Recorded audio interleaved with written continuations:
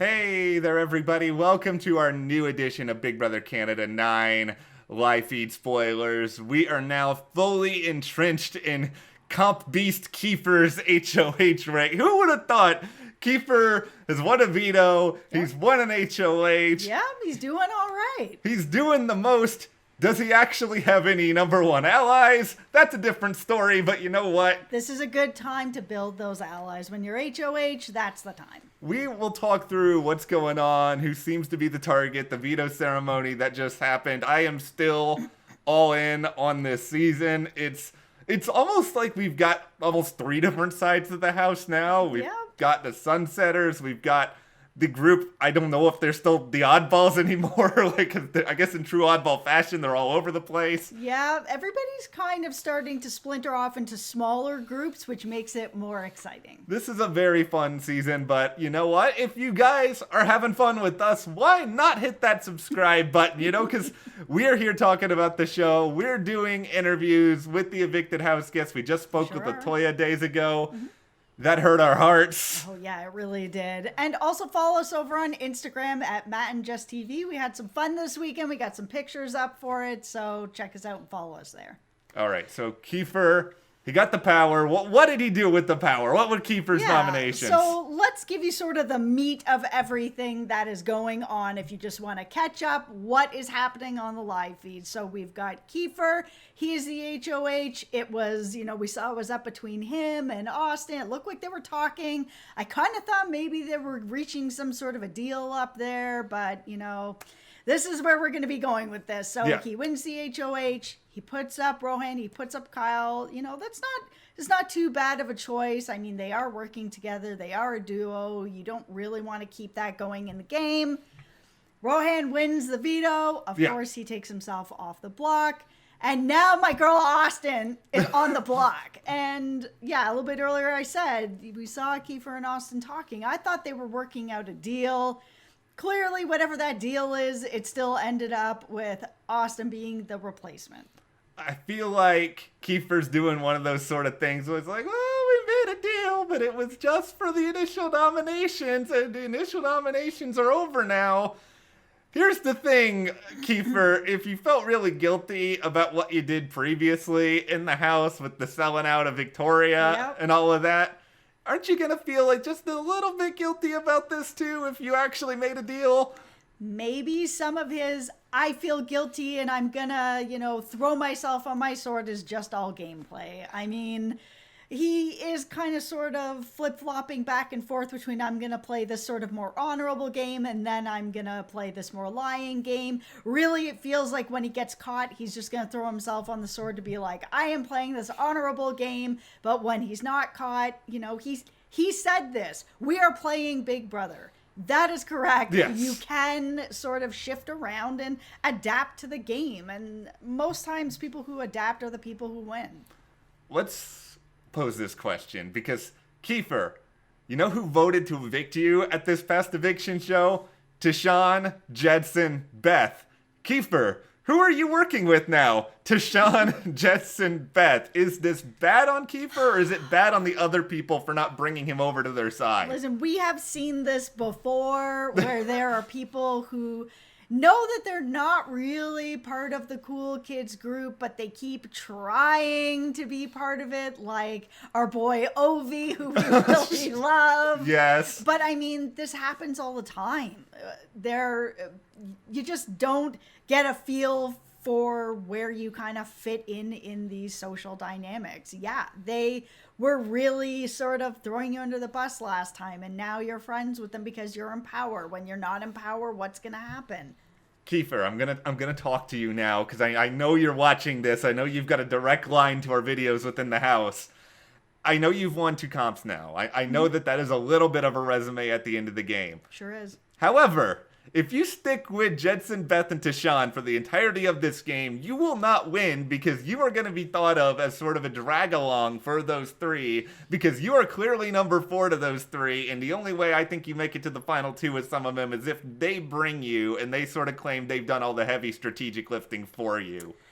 And I think maybe he can actually beat them. There is still a lot of game left. He has won more comps than them. He has gotten himself strategically out of some sticky spots, like with everything that happened, throwing Victoria under the bus, himself throwing himself on the sword, whether that was, strategic or not, he can say that it is, and it worked. And if he keeps playing like that, I mean, Jedson and Tashawn really, right now, they just have one veto between them. And they were part of a big alliance. And if Kiefer keeps kind of going along like this, and he can keep winning at the end, I think he can actually beat them. But he's got a lot more game left to play to make that resume really thick. Yeah, if he's going to beat them, I think you just laid out the path. I think he's going to have to win a ton of comps. Yeah, he is. He's going to have to do a lot of that. Or, okay, you know what, Kiefer? If you take out Jedson at Final Four, you win the Final Four veto. And, then he's won. Yeah, you make those big moves, but I worry about you sticking around with whatever we want to call the Jedson, Beth, Tashawn love triangle. I want to call it the love cone, like something really, really weird, because they're weird. It is weird. Okay, let's just This week on the love cone. Okay, no. Okay, the love cone is retired. That is done. That is no. See yourself out. Okay, no, I'm back. Just see the love cone out. The love cone is out. Okay. So let's talk about where we are now. Yeah. We've got Austin versus Kyle. Yeah, and I mean, if they were, the problem here is, of course, is that I love Austin. Yes, I don't want her to go, but she is working very closely with Braden. Everybody knows it. But Kyle and Rohan, they are working really close together too, and they had a big hand in sort of helping to get out LATOYA last week. And I think that Jedson and Tashawn are going to really want to split those two up. I think Kyle's in trouble. However, Austin has won or has been close to winning a lot. So she's really dangerous and people like her a lot. I think long term, Austin's the bigger threat to actually win the game over Rohan or Kyle, but you got to split them up.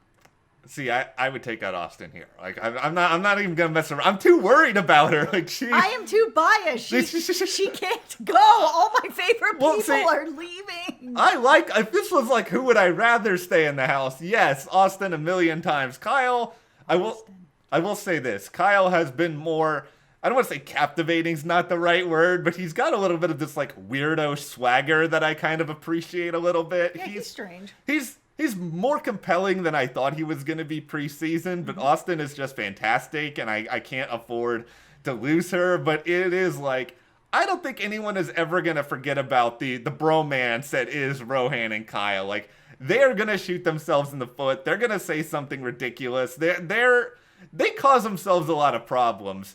Ain't nobody paying attention to Braden. Braden and Austin can slip under the radar.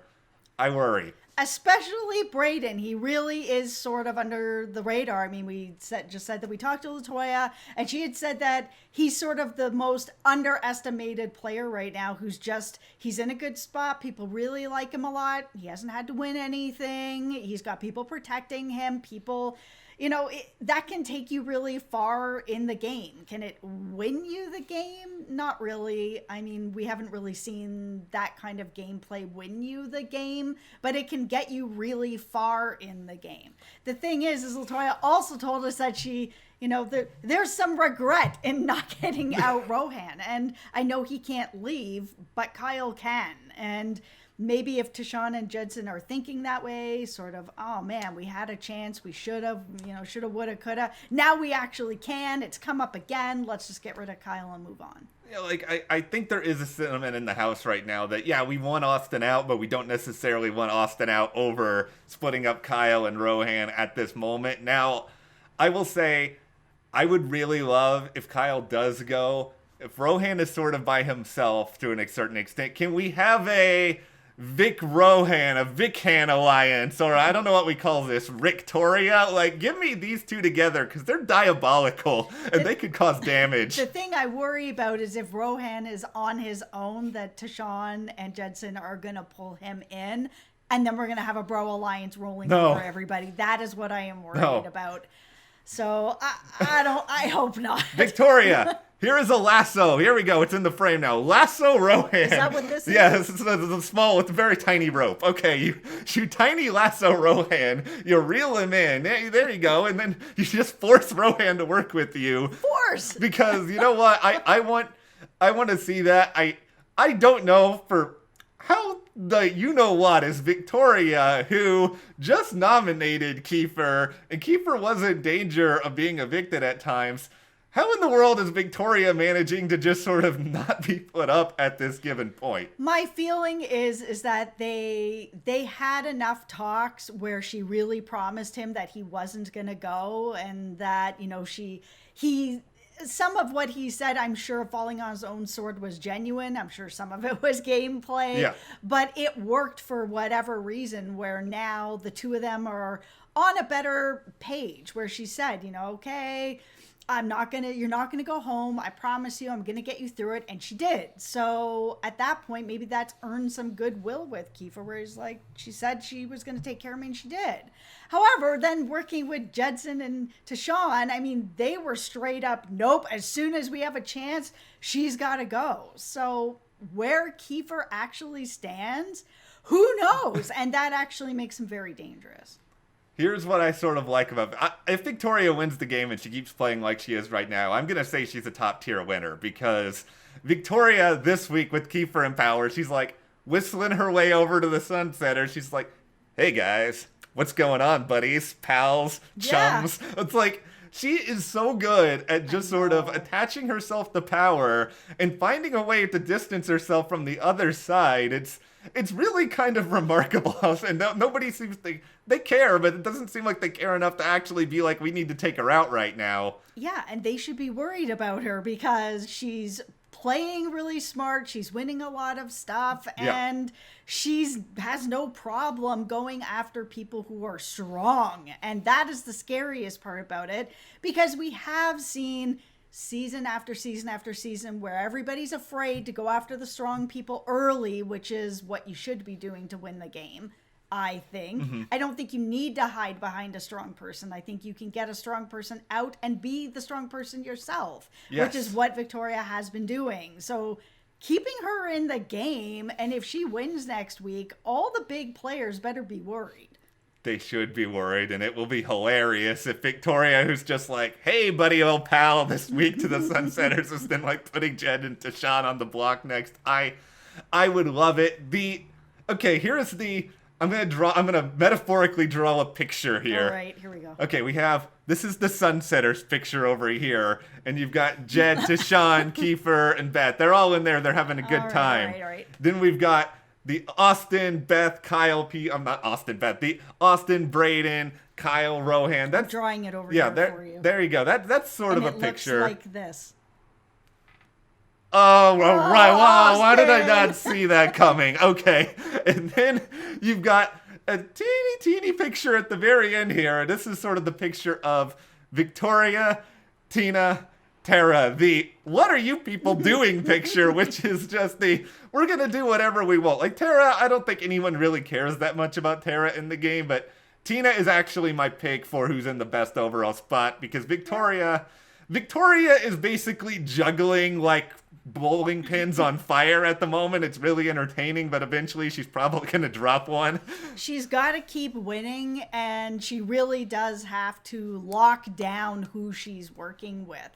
It can work at the beginning for a little while to sort of go back and forth in between these different alliances, but at some point you need to really start picking like, who's my ride or die, who's really got my back, because you do need alliances to get through this game. Yeah, you need alliances. You need people who are truly loyal to you. That's where I worry. It gets a little bit about the Tina, Tara, Victoria people. However, if Victoria can actually continue to be like, hey, buddy, old pal, to everyone who's in power, and they keep buying it, she is going to be a top tier winner or player if she doesn't win. Yeah, she's the one who I think has the highest upside out of the people that are left historically. Yeah. Tina's just, I think, the person who's going to be like, you know who I want to take out right now? Tina. And Tina can be still at the end of the game. It was me who made the move on LATOYA. It was me who formed this allegiance with Tara, the perfect person to bring to the end of the game and beat. Like, Yep. Tina, you've got it going on. I'm a fan. I'm a fan of a lot of people this season still. It's a great cast. Yeah, I'm not upset. It's like even Kyle, and usually Kyle generic bro is like the type I just want to see go immediately. No, he's been a lot more entertaining than I thought he was going to be. I wasn't sure before the season started, but he's been pretty vocal about stuff. I like that him and Rohan, who I thought, oh, they're just going to bro up with the rest of the bros, were like, no, we're not having that. We're just going to hang out over here with the oddballs. I was just like, wow, it's kind of cool to see some guys who are bros just say no to the bros. Here we go, Kyle. Here's my recommendation for you. You all right? There you go. This is the high praise for my typical take of Big Brother bros. All right. All right, we'll tie this up. But who do you guys want to see evicted this week? What are you still feeling about this season? Let us know in the comments. And if you like this video, subscribe for more. Give us a like. Support us further. We got those links to the store as well as our Patreon. We have a Q&A coming up there. Yep, and on Sunday. Just a matter of days if you want to take part in that. And we will see you guys here next time.